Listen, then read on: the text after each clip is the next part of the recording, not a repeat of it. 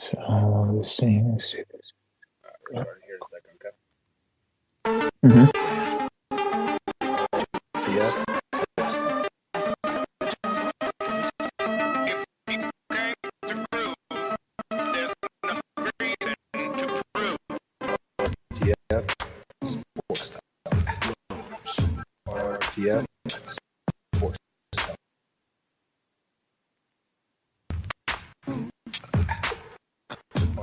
RTF. Sports Talk.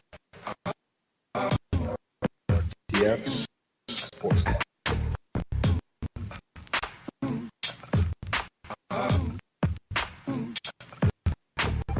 And now you've got yourself something funky.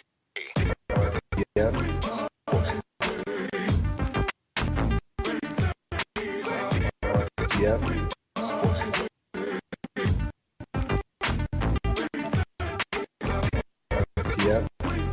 And welcome to RTF Sports Talk. I am Michael Buckheister, the leader of the pack today with my main man in the passenger seat, Billy Hatton. Billy, how you doing today, man?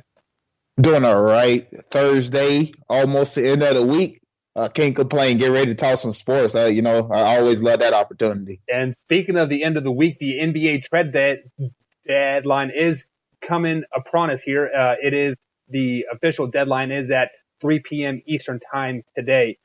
So there's already been some big trades happening. And of course, we have to start with the LA Lakers talk and the AD talk. Billy, I'm going to ask you this question because we both went on record yesterday saying that the trade pretty much will not happen. So if the trade does not happen with LA and like AD, what should LA do for the rest of the season? And they do have $35 million of a cap space in the off season. Do you think they'll land any big names over there? Yeah, I think right now the focus for the Los Angeles Lakers should be moving forward throughout the rest of this season, trying to make it into the playoffs, being that they're not in the playoffs as of right now. Because the Anthony Davis deal is all but done. Obviously, the Pelicans are trying to get back at them for basically sabotaging their whole season, getting rid of their superstar that they have. And they're clearly not willing to do business with the Los Angeles Lakers. And I've been on record saying why should they, especially before the trade deadline, when there's no incentive for you to get this deal done right now. Now I know although Magic has backed out and said this deal will not be done in the summer. If I was GM Dale Demps, I have to call this bluff. You want Anthony Davis. We know you want Anthony Davis. That's been the plan since you became GM to try to get a marquee name free agent. You got LeBron and you needed another one, obviously, to compete with the Golden State Warriors.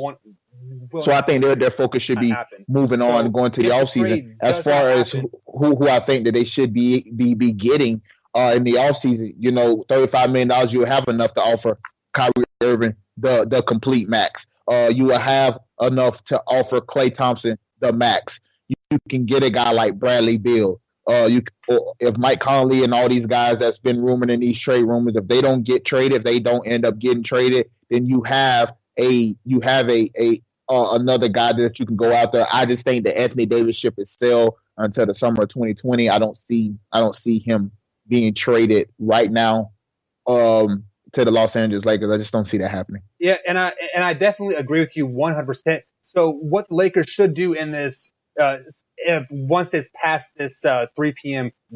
deadline here at 3:01, they need to call a team gathering, players only meeting, and be like, hey guys, look, I understand. I wanted you guys all this is me being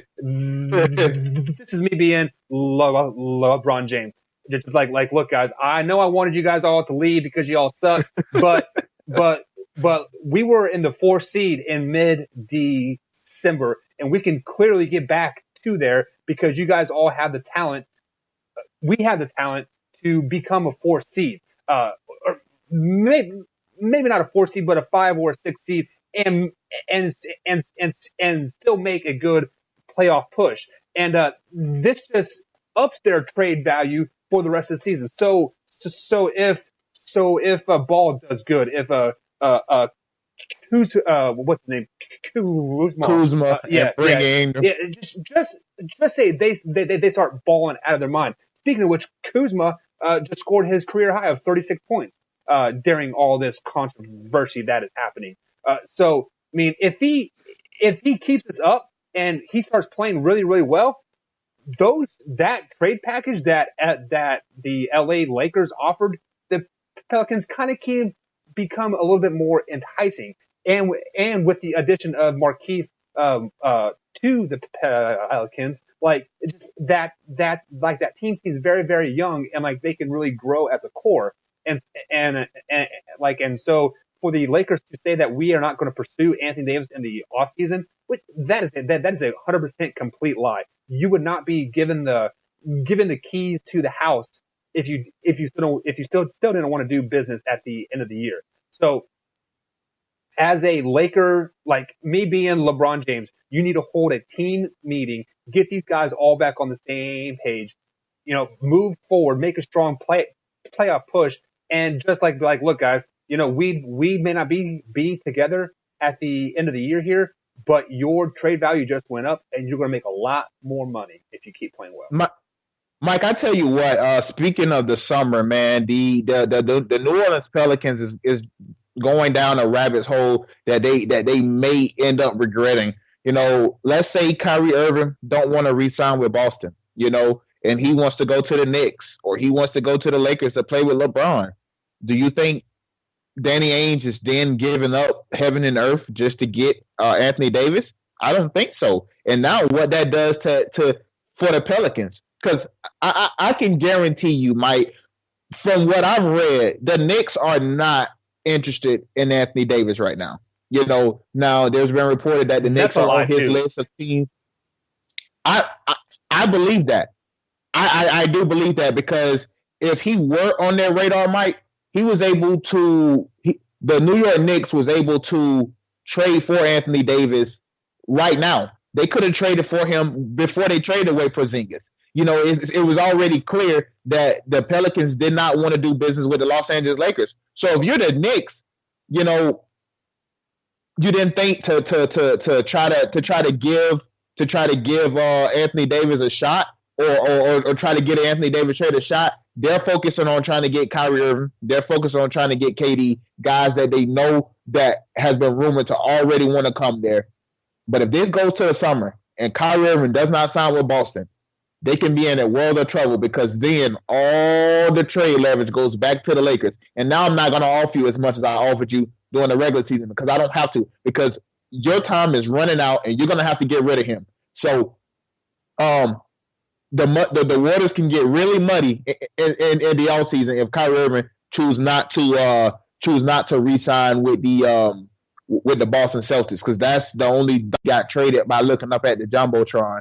And then they plastered it all on TV during the middle of the game. It's just not professional. And these owners, they always talk about players being professional and all this other stuff about being professional. These guys on TV, they talk the players should be professional, but nobody ever talks about the owners. And I just think that there was a time and a place that they probably should have did this, and it wasn't during the middle of a game. But hey, when an owner does it, nobody bats an eye. When a player wants to say that he wants out, then everybody goes up in arms. They call him a snake. They call him, whatever, all the names in the book. When an owner do it, it's okay.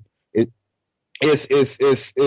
honestly crazy to me, man. But hey, this is the way that they like to do business. This is the way that people care on how they do business. So your NBA, I guess, or your modern day sports. Well, just to add to your point there, I don't think it is not professional to work during the game. I mean, like, yes, the owner probably should be watching the game, watching his money out, just like at work. But you are also trying to improve your product. So if that means working at 3 or 4 o'clock in the morning, because you were on the East Coast, and then the LA, there's only 12 o'clock at night. You do what you have to do. So I don't fault Mark Cuban or the general manager or anybody making the trade happen during the game. It's just they should have waited till after the game to let Harrison Barnes know in person and then released it to the public. basically the only problem that I have on the whole issue is how they released it. They should have just waited till the end of the game. Just to, personally let him know. Don't let the crowd tell him. Yeah, I definitely agree with that statement. Just in the middle of the game, that's not how you want to find out that. Dang, I'm finna move 6 states, and start a whole new life with a whole new team. That's just not the way that you envision you hearing that you're going to another team. Also, in the defense of the Mavericks and the Cuban, and I don't know who the general manager there, like Cuban is making all the moves. Yeah, but they have reportedly told Harrison Barnes that he will probably be traded for the game. So he was already mentally prepped for that situation. I believe it was LeBron James came on Instagram just blasting everybody. Yeah. Kind of like, hey, this is how we do business now. But in the Cuban defense, they did let him know before the game, reportedly, like, you might be traded. I still don't think it matters, Mike, that they told him beforehand, because even though he might have knew beforehand, the fact that it got leaked during the middle of the game, because I'm pretty sure before the game he wasn't traded. No. I'm pretty sure No. It was, hey, we're thinking about trading you. And even if that is so, okay, well, how did it get leaked during the middle of the game? I'm sitting there on the bench and, they bring up my name and then it says traded to the Sacramento Kings. Yeah. So, I mean, I don't know how that's beneficiary, but I guess you let them know beforehand. I think that goes all out the window once it shows that he got leaked, that the trade got leaked during the middle of the game. Yeah, I think we're definitely on the same page. For sure. So speaking of trades, there have been some big trades that have happened so far. You have Zach Rudolph to the Mavericks, Harrison Barnes to the Kings, Markieff Morris to the Pelicans, Wesley Johnson to the Washington, and Brandon Knight to Cleveland, just to name a few. There's been a laundry list of things that have been happening here in the last 24 hours. So far, in your opinion, Billy, what has been the biggest trade so far? Biggest trade for me, I think, is the Tobias Harris to the Philadelphia 76ers. I think out of all the teams, I think most of the teams that traded for players, they just these teams already wasn't good. You've seen the Kings trade a few times. You see Detroit traded away, I think, 2 or 3 players already. But this Philadelphia 76ers trade with the Clippers, I think this was the most significant trade, because this one they added another score to their arsenal, and I think that's what they needed. So now they don't have to depend on Ben Simmons every single time, or they don't have to depend on him night in and night out to at least get you 15 points a game, because that's not Ben Simmons. That's not his game. That's not how he plays. Now you add Tobias Harris, who averaging 21 points per game. That is legit your third scorer now. You got Joel Embiid, you got Jimmy Butler, you have Tobias Harris as your 3 scorers, and all you need Ben Simmons to do is not mess the game up. Get the ball to the scorers. You still have JJ Redick, a guy who can still space the floor and shoot the 3. So all you're asking Ben Simmons to do is not turn the ball over, play some defense, get the ball to the scorers, and we'll be just fine. So I think that Tobias Harris, to me, was the biggest trade so far that we had in the NBA season. Yeah, and I have to agree with you on that 100%. But the trade so far that kind of raised the eyebrows to me the most was the Markieff Morris to the Pelicans. I didn't hear anything about that. I didn't read about that. Like, I'm following trade stuff on the Twitter machine. Speaking of Twitter, be sure to go ahead and follow myself and Grand Hefe. Our Twitter handles are there at the bottom of the screen if you're watching us on YouTube. But that is the biggest eye-raising trade to me. Like, why are they doing this? Are they preparing for post-life after Anthony Davis? So maybe a trade might happen with Anthony Davis in these next 6 hours? That's the biggest eyebrows too, like me. I think what the Wizards was trying to do is, I think they're just trying to get an overhaul. they're trying to rebuild. You know, early in the season before John Wall got hurt, they were talking about trading John Wall Right. and Bradley Beal both. So I think that was more of a well, we're just trying to get rid of this regime of players. And Are we're they trying to making get cap some room new for guys in here. KD? Maybe they're thinking that you know KD will Because he's want to from come Washington, home and isn't he? finish his career. Yeah, he's from the Yeah. DC Maryland area. You know but maybe they are trying to think that he would want to finish his career playing at home for his hometown team. You know, he's a big time Redskins fan, so maybe he'll want to go play in DC like LeBron did when he went back to Cleveland and all that other stuff. I don't think that's a happen. The Pelicans, what they're trying to do is they're trying to stock low players for their future because they know Anthony Davis will be leaving their team. They know that he's not going to stay there. So they're trying to stockpile at least enough older role guys so they can have somewhat of a veteran presence on that team.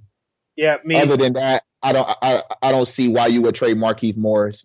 so we were just talking about Harrison Barnes here, how he would trade in mid-game. Do you think he will elevate the Kings into a for sure 8 or 7 seed into the playoffs? Because I think the Kings right now are flirting with that 8 or 9 seed way they're playing now. But do you think the addition of Barnes will kind of solidify them into the playoffs?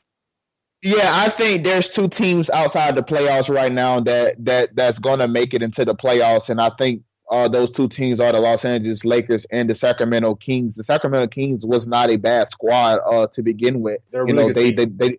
They've been right there around that from that 8th to the 10th slot in the West. And you get a guy like Harrison Barnes, who he's not a game changer, but he's a guy that can score. He's a guy that can defend, and for that Sacramento team, I think he will be just what they need. The Clippers were sitting in that 8th spot, but they've traded away all of their pieces in hopes to get Kawhi Leonard in the summertime. So I'm expecting them to drop out of this playoff race. So, but I think two of those teams will make it, the Lakers and the Sacramento Kings. With the addition of Harrison Barnes, that's a nice pickup for them. So before we move on to the next question here, I want to bring up the Clippers real fast. They were in the 7th seed before they started trading everybody to make room for Kawhi. Are you okay with teams like trading away all their aspects when they're in the playoffs? Like as of February 7th. And then they trade everybody away, and they have 25 games left to play. So, are you okay with that? As a fan base, I probably wouldn't be okay with that, but I guess I kind of understand it from the standpoint of business. The NBA doesn't, with the salary cap, doesn't allow you to just be able to go out and grab whoever you want. You know, like a baseball who don't really have a salary cap. In basketball, you have a salary cap. You can't have this many players on this kind of contract, and so the organizations have to do what they have to do, and that's trade away pieces in hopes so they can get the guys that they need, because in any other situation they're not able to do that because of the salary cap restrictions and the luxury tax and all this other crap, you know, that factors into guys not being able to play with each other like the AD. I do believe had the Boston Celtics could get AD right now, AD would already be a Celtic. He would be playing on the Boston Celtics with Kyrie Irving right now, but they can't because of contract issue situation. You can't have both guys on the Rose Rule, so that forced owners to have to get rid of players in the hopes that they can get the guys that they need. So I don't really blame that side of things as much. For me, when you get to where the Sixers was at, you know, to me that's not okay. What the Sixers was doing in the path of finding my NBA team to root for from here on out. I gotta mark the Clippers off the list because of what they're doing, and I hope Kawhi does not go to LA. Just so he will. He will. So the Clippers have been chalked off the list. So just up to here, I hate the Pelicans. I hate the Celtics, and now I hate the Clippers. So those are three teams that Michael Buckheister will not be rooting for. I wish ill will from now until 2030. Going forward in the future. Moving along, man. I had this question for you, Mike, and it kind of we kind of similar. We kind of touched on it about a few topics ago, and that's, do these owners deserve more backlash for trading players? Because I don't think they do. They don't get the same type of backlash as players do when they say they want out. So do you think that owners deserve more backlash? So like referring to backlash as in you are trying to make your team better, you are trying to improve your product by trading away pieces that don't fit into your system and bringing in players that fit into the system. No, you don't deserve backlash for that at all. Is there backlash for iPhone for consistently updating their software, every few months to try to give us the best experience like ever? No. So for people to try to get backlash on owners for trading away players, that is utterly ridiculous. Because as a fan, you want your team to improve, you want to be better, you want to be in the playoffs, you want to win a championship, and that's what the owners are trying to do. At the end of the day, is they're trying to put their team in the best situation to win a championship. And if trading away your top pieces or a draft pick or a handful of guys that are like just on the bench, they don't deserve any backlash for that at all. That's where you're wrong, Mike. The owners do deserve a lot of backlash. Because judging by what you said, that the owners are trying to make their team better because the pieces don't fit here and pieces don't fit there, so they got to bring in pieces that fit. So what's wrong with the players, saying I don't want to be here for their fit? I mentioned this earlier. When a fan says I want out, everybody kills them. Everybody kills them. Even if it's in free agency, people kill a player just for leaving. But when an owner can do it, an owner can trade you in the middle of the night and nobody bats an eye. Everybody say, well, hey, that's part of business. So what about when a player want to leave for his best interest? That's not just part of business. No, it's you a snake. Oh, you ain't loyal. Oh, Kobe never did that. Jordan never done that. None of these guys ever switched teams back in the 80s and the 90s. They always stay with their one team, but when an owner do it, it's okay. You can get traded in the middle of a game. That's fine. You can get traded after your sister got killed and you was playing on a bad hip for an organization, and they can just get rid of you just because, right? Everybody killed DeAndre Jordan a few years ago because he gave Mark Cuban a verbal commitment that he was going to come and then back out of it. What did Mark Cuban just do last week? Ship DeAndre Jordan off to New York. Nobody cared about that. But when DeAndre Jordan did it, everybody had an opinion on it. I just think these owners do deserve a lot more backlash from when they trading guys, just out of the blue. And then the easy thing to say is, well, it's just business. So why is it not business when the player exercises his right to go play wherever he wants to play at? Right. So let me present. And by the way, iPhones suck. Aren't you on an iPhone? Yes, I was until I broke it. Right. So let's look at the other shoe. Just so I can present to you a better argument here. Okay. Think about this: when a player gets traded, there are two wants there. I mean, I don't want you anymore, but the team that you're trading to wants you. But that doesn't matter, though. But it doesn't matter. That does matter because you're going to fit better on that team. Yeah, but the player has no say so. What if? So you don't think Isaiah Thomas wanted to stay in Boston? I don't know. Everybody knows because he came out and said it. He was hurt when he gave everything to that franchise. I'm playing hurt the entire year. My sister get killed. And I'm playing in a playoff game the very next day. And you don't think that he wanted to be a Boston Celtic? You don't think that he wanted his big payday? Look at Isaiah Thomas' career now and what it probably could have been. Well, his career is is plagued by injury. If he wouldn't have got hurt, he would have got paid one way or Do the you other. believe that? Do you believe that? I Do do you believe that. that even if healthy, they wouldn't have traded for Kyrie Irving? Well, I think he was out either way because they wanted Kyrie in there because you have that veteran experience. He had no say so. He had no say so on whether or not he got moved. Okay. Harrison Barnes, you don't think he wanted to be a Dallas Maverick? He left the Golden State Warriors to sign with this team. You don't think he wanted to be a Dallas Maverick? Well, I think so.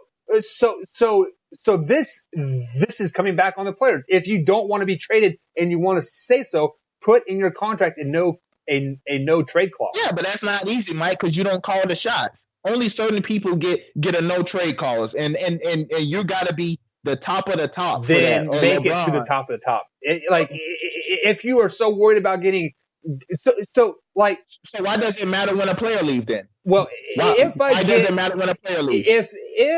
If I get traded, I am three things. I am kind of bummed just because I've established a life in the state that I'm in. But then I look, hey, this team wants me on their team. So yes, I might fit there good and that's a consolation prize. And then my career might explode. And then three, I'm saying, does it affect my dollar line? Like if it does. If I'm getting paid more or the same. But it does affect your dollar line. It affects your dollar line because the way that the CBA is set up is so that the team that you're on can offer you the most money. Other teams can't offer Anthony Davis. Now, although this is his decision, so this could be a bad example, but just to show you what I mean, other teams can't offer Anthony Davis $240 million. Only the Pelicans can, because that's the way that the CBA is set up, so that players can stay. See, and it's crazy, Mike. The league can set it up so that you have incentives for staying on your team because they don't want guys moving from this team to this team. Right. But they don't say that to the owners. They don't say, oh, well, we're putting in this incentive so it's harder for you to trade your guys. No, they only do that for the players. And I get it. You may fit better somewhere else, but who cares? You wanted to be on this team. You wanted to be here, and you have no say so whether or not you get traded or not. You know, you have no say so. Well, I mean, and that's okay. Why? Because the owner is the one cashing the check.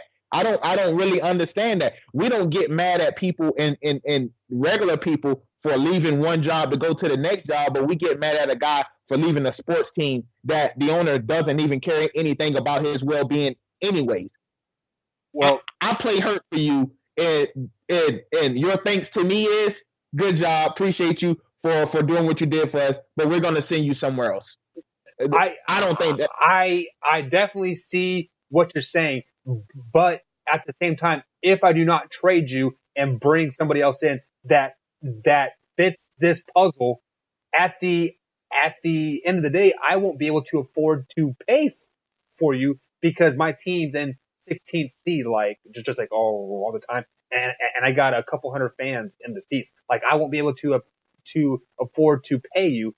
So if you want to get paid, you have to go to this team. I give you another example, Mike. Blake Griffin. You think Blake Griffin wanted to lead the Clippers? Yeah. To go to Detroit? Yeah. So why was he mad? He wanted out of LA. So if he wanted out of LA, right? Because not to mention he had just signed an extension before they traded him. So if he wanted to out of LA, why did he take the extension? If he wanted out of LA, right, why would he be mad when the Clippers played Detroit a few weeks ago and Steve Ballmer walked over to shake his hand on the court and he just ran right past him? If he wanted to leave LA, none of the signs point towards he wanted to leave LA. But these owners can do whatever they want to do, Mike, and nobody cares. Nobody bats an eye when a guy has to uproot his whole family, to move somewhere else. But soon as soon as Anthony Davis say I don't want to be here, soon as Kevin Durant say I don't want to be here, soon as LeBron say I don't want to be here anymore, Kawhi, Kyrie, oh, now they're a snake. Now they ain't loyal. Now, it's crazy to me that we can do that to a player. the guys that's out there busting their behinds for our entertainment. Although it's a choice, I get it, but they're doing it for our entertainment, obviously, and to get paid. But when an owner does it, the guys that's making the billions of dollars, it's fine when they do it. It's fine when they can just get rid of guys in the middle of the night, ship them. It's okay. And I just don't understand that. It is the typical double standard. It is like if I leave a plate in the sink, my wife throws a freaking fit about it.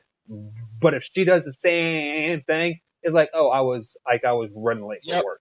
So I'm here for all of it, Mike. I definitely understand that example.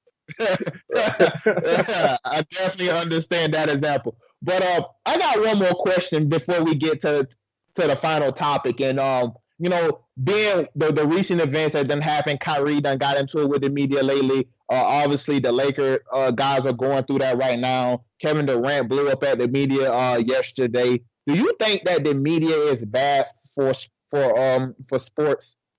I don't think they're bad for sports if it is reported in the correct way. Take it, because just like what we talked about this past night, like this was off air. It was just us being chit chatting. It was the Jump. They did a interview with Kobe, and they asked a question about James Harden, and Kobe gave a 2-minute answer, but us, the media, snipped down a part saying that James Harden can't win playing like this. But the whole statement was Houston is they're doing good. They cannot win like this playing like this in the playoffs. It was something to that effect. That was it. That was it. He said in the playoffs that style of play will not work. Yeah. So I'm okay with the media being there, but just report the full story. Do not clickbait us into be like, hey, did you guys hear what Kobe said about James Harden? Or my favorite is when they like if they have a quote and they pull out a piece there, a piece there, and a piece there, and they piece it together, saying like they could say I hate Grant, such and such, and like he did not say that at all. They spun the words around to make it sound like that. It's just so I don't have a problem with the media, because if the media wasn't there, we wouldn't be doing what we do. We wouldn't spend hours watching ESPN, FS1, CBS Sports, So the media has to be there. Cause that's how we figure out stuff. That's how we hear that LA offered 17 players and 16 picks for the next 8 years for AD. That is how we found out that the government was coming back to work. So a media is not a bad thing. Just report the actual news. Do not report fake news. Yeah, I'm right there with you. I actually think the media is bad for sports. And I think it's bad for sports because, like you said, we do rely on the media for a lot of for basically all of our topics that we come with on the show, for a lot of the knowledge that we have as far as sports, because stuff get leaked and all this other stuff. But it goes right to what you said. When guys want to twist and flip things around, and speaking of these trades, guys are getting tired of hearing KD to the Knicks. Yeah, KD gonna go to the Knicks. Klay Thompson gonna go to the Lakers. Right. He's Lakers and Knicks. Anthony Davis, he's gonna go here. He's gonna go here, and they get tired of being asked about that every single game. And it's not like I'm gonna tell you in the middle of the season, yeah, I'm gonna go to the Knicks. So why do you keep asking me that? Like, why do you keep going to Alonzo, Kuzma and Brandon Ingram saying, how do you guys feel about being in the trade room? It sucks. Like, what else do you want me to say? Like, you ask me the same questions every single day, the same questions. And it's like, why do you do that? And what that in turn do, it makes people shut down. Why do you think Marshawn Lynch act the way that he act with the media? People think he was just being being stubborn and all that other stuff. He wanted to go against status quo. No, because he knows whatever I say, you're going to try to flip it and you're going to make your own words for it anyways, for your headlines, so you can get a pat on your behind at your little station that you work at. But I'm not here for that. And KD, that's basically what he was saying last night. I'm not here for that. Can you guys just shut up with the KD? I'm going to the Knicks thing. I'm playing for this team. I don't know anything about no Knicks. Right? It gets frustrating. But also at the same time, if we didn't have the media in sports, we would not be so gravitated to the sports either, because like we would not be talking about KD or really care about who or what he does if it wasn't for this reporter, or this little rant that just like what he had. It like we always put athletes up on this pedestal and we always reach to be them, and then just like seeing him act out like that makes him more like, hey, he is just like me. At the end of the day, he goes home, he puts on his pants the same way I do. So the media is making me respect KD that much more. Kind of feel like I know him on a personal level. I think I'll definitely root for him here on out. You know what I'm saying? Well, yeah, guys just get tired of hearing that every single day, Mike. Yeah. Every day for the past year and a half, we've been hearing about KD going to the Knicks, and those conversations has really, really heated up this last week with Porzingis going to the Mavs. So now they have the cap space. All you've been hearing is KD to the Knicks, KD to the Knicks, KD to the Knicks, Kyrie Irving to the Knicks, Kyrie Irving to the Knicks. We don't know about Boston. Anthony, it gets so freaking frustrating to have to hear that game in, game out. Every time you have a media session, they ask you about that. Like, just shut up about it. These guys are not going to tell you on record that, yes, I'm going to go to the Knicks after this season is up. No. Why you think guys like Chris Haynes and Adrian Wojnarowski and Brian Windhorst and Ramona Shelburne, why do you think they always be like, sources tell ESPN or sources tell whoever, because nobody's going to tell you that on the record. Why do you go in a media room full of 50 reporters and ask Kevin Durant, are you going to go to the Knicks? Like, it's frustrating. And Kyrie Irving blew up the same way last week, saying like, stop asking me about that. I'm focused on this team right now. I'm not worried about anything else outside this season. Ask me July 1. That's what he said. Ask me July 1, because that's the start of free agent, the end of the season. Like, why are you asking these guys during the regular season about stuff that they're not going to tell you anyways? Right. And then when they blow up because of a cause and effect situation, now you're looking at the players like, oh, did he really have to act like that? Yes, because you don't understand what they have to go through every single day, being asked the same questions 5, 6, 7, 8, 9, 10 times a day, the same exact question. It gets frustrating. Yeah, and let me go ahead and add on the New York Knickerbockers to the teams that I hate. So we're up to 4 teams now. The list is getting smaller. So I think by April I will definitely have Indiana Pacers in my heart.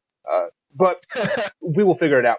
So the final question of the day, Billy here. I mean, we have to stay in the NBA. We have to stay in the association. Yep. And what other way to end with AD? Because he has been the topic for the last 2 weeks. So we've been on saying that AD's trade will not happen to LA. What happens with AD for the rest of the season? I think he continues to sit on the bench. It's going to be tough, Mike. This is a crazy situation. You got to think about the media backlash that they're going to get, the fan backlash that they're going to get to have a guy that's making $25 or $35 million a year sitting on the bench and not playing for the rest of the season. But I think if the Pelicans are not going to trade him at the trade deadline, which I don't think that they should do, I think this is probably the best situation to do. You don't want to have a guy out there playing half, and knowing that he's still going to get his money. I guess you really don't want a guy sitting on the bench either, but I think that helps your chemistry because he's not going to be on your team going forward. I think you should sit him on the bench and let the guys play. That's there. He already said you guys are not good enough for him. He wants to leave. He wants to leave and go to a competitor. So do you really want that guy out there? You took him out of the video already, so clearly he's not a part of your team. In your words, because if he was, then you would still have him in a video. Now, there's reports saying that the Pelicans are trying to convince AD to stay, which is another reason why they don't want to trade him. He's not staying there. You're all you're doing is causing unnecessary attention to your team. Because guess what's about to happen, Mike? The same media that I just talked about that's going to be asking the same question 15 times a day. What you think is going to happen for the next 3 or 4 months that Anthony Davis is on that roster? It's going to be a nightmare if they don't trade him by the deadline, which I don't think is going to happen. It's going to be a media eyesore every time they walk in the building. Right. And just to add to your point there, if the Pelicans really wanted AD to sign with them or stay on the team, they should have never taken him out of the video. Exactly. As a person, it kind of gets me excited seeing my face up there on the big, on the screen. Like, it gets me excited, and it's definitely a smack in the face. So especially if you want me to play for you. Yeah, exactly. So back to what AD should do this season, or the team in general, is, I've been on this show several times saying that AD will not put on a Pelican jersey for the rest of the season. And I think sitting him on the bench will hurt your team that much more, because, you see a guy that is clearly your best player on the bench. Well, if you guys really want to win, why are we sitting the best player that we have on the bench? That does not give us the best position to win. So the owners, coaching, GM, whoever makes this call needs to be like, hey, look, AD, thank you for your time. We're not going to trade you till the off season. So just go to your house in Florida or wherever he's from and just chill for the rest of the season. Put your feet up, put your toes in the sand, and just don't bother coming back to this organization, because we want to move forward and we want this team to start to gel for the next year. And sorry we didn't get you traded, but this is the way it is. That's another one of those double standards, Mike. To tell a guy, don't even come back to work. I guess it'd be different, or kind of the same, I guess, if they sit him on the bench as well, and not play him, because he couldn't just sit on the bench by himself without getting media backlash. But he definitely can't be at the house, Mike. He definitely can't be somewhere else, while his team is practicing, while his team is playing, and he's getting paid $20-something, $30 million. If you know you're not going to play in a game, do you really want to go to practice every day? Do you really want to sit in front of that? Yes. Do you want to sit in front of that stand for 15 minutes or however long they're obligated, just to ask the question, why aren't you playing? Why aren't you training? Are you going to the Knicks? Are you going to LA? No. But that's why I say that you're going to need to trade him before the trade deadline. I don't think that's going to happen. But you can't just send him home, Mike. If he decided this on his own, that, hey, I'm just going to go to Florida, how would the media react to that? How would the team feel about that? Because the first thing they're going to say is, we're paying you all this money for you to do what? For you to not even come to the building? No, that's not going to happen. So it's a dicey situation, but it is a lose-lose situation at the end of the day. It's a lose-lose situation for the Pelicans. There is no correct answer in this situation, because if you sit him on the bench, those 5 players on the court, why isn't AD in here? He could be definitely helping us because we're getting beat by 30 plus points. He's he's averaging 26 points. We can only be down by 4.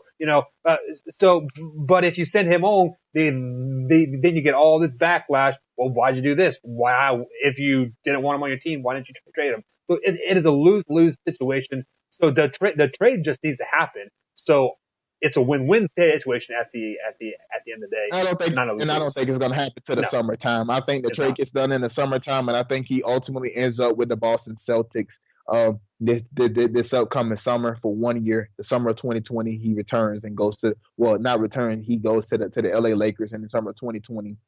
I just don't see this trade happening before what? Well, we have about 4 more hours before the trade deadline.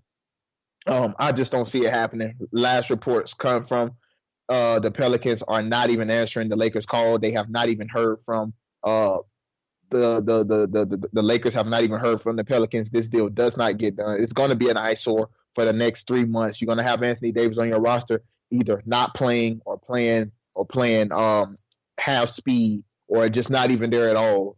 Either way, I don't see this being good for the New Orleans Pelicans. If he does play, that finger injury starts hurting a little bit more. Yes, for sure. Just FYI. Oh, I can't play. My finger hurts.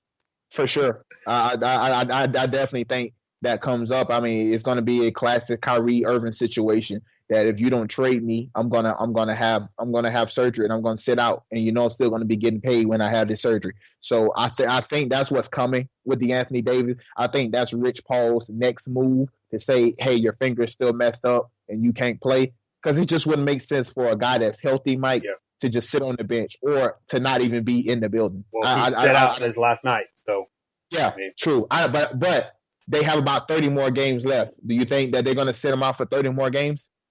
I don't know. It's going to be tough. I don't know. That's a tough situation to be in. I'm excited to see the Friday night game and see exactly what happens after this trade. Yes, for sure. So, guys, with all of that being said, this is RTS Sports Talk. I'm Michael Buckheiser. That is my man, Grant Hefe. Be sure to follow us on the Twitter machines. You can tweet at us during the show. We normally go on YouTube Live, but it was messing up a little bit today, so I had to end the feed. But we'll be back next week. Billy will be posting a podcast for us Friday about some old NBA news. Billy, if you want to give people a little bit of preview of what's going on there. Me and Mike will be off tomorrow. Mike got to go to a coaching clinic. Yep. Chicago, baby. Chicago. Coach Bucky there. So what I got for you guys tomorrow is me and Matthew Lau. We did a NBA segment on present and past NBA eras. We did a little bit of comparing. We did, obviously a little debate style on early 90s era to 2000s to now this generation of players. So it should be fun. You guys stay tuned for that tomorrow. Mike, good talking to you, buddy. Have fun going to Chicago. Be safe out there. All right, guys, and we're out.